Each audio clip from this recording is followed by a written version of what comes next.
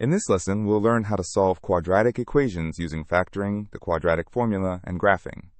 A quadratic equation is in the form ax squared plus b x plus c equals 0. Our goal is to solve for x. First, let's try to solve quadratic equations by factoring.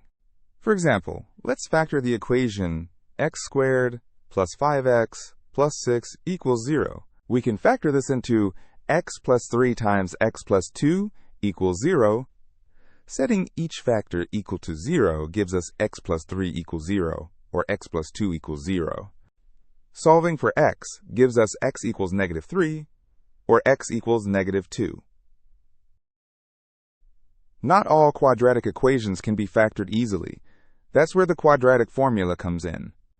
The quadratic formula is x equals negative b plus or minus the square root of b squared minus 4ac, all divided by 2a.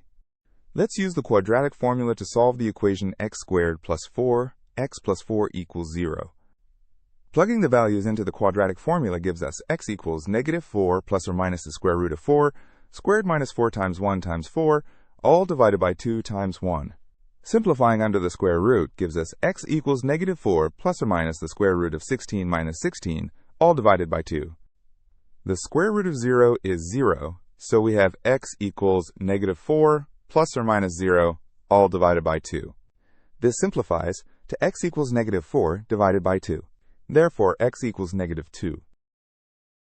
Another way to solve quadratic equations is by graphing. By graphing the related function, we can find the x-intercepts, which are the solutions to the equation. In conclusion, solving quadratic equations can be done through factoring, the quadratic formula, or graphing. Each method has its own advantages and is useful in different situations.